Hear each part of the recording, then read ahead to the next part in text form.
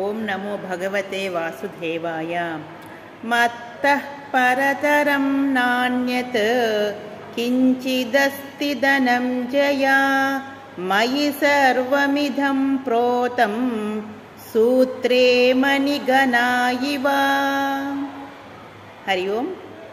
భగవద్గీతలోని 7వ అధ్యాయంలో ఈ 7వ శ్లోకము చాలా ముఖ్యమైనటువంటి శ్లోకము.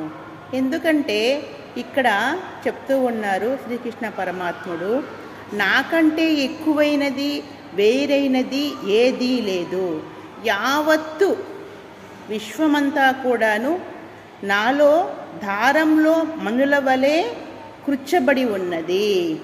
అంటే ఒక పూలమాల అందంగా తయారవ్వాలంటే ఆ పూలమాల లోపల ఉన్నటువంటి దారమే ఆధారంగా ఉంటుంది.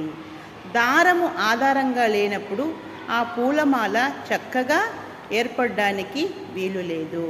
అలాగే అవ్యక్తంగా ఈ సృష్టినంతా సృష్టించేటువంటి భగవంతుడు అన్నింటిలో దారంలాగా వ్యాపించి ఉన్నాడు.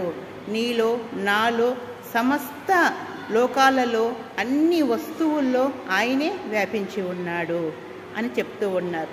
కాబట్టి మనము ఈ శ్లోకాన్ని బాగా అర్థం చేసుకున్నట్టుగానే అయితే సర్వము శ్రీకృష్ణార్పణమస్తు. ఆయన కంటే అన్యంగా వేరు లేదు, ఆయనే ఆధారంగా, ఆయనే అన్నింటినీ భరించేవాడు, పోషించేవాడు, రక్షించేవాడు పరమాత్మనే అని తెలుసుకుంటే మనము ఆనందంగా జీవించవచ్చు. హరి ఓం.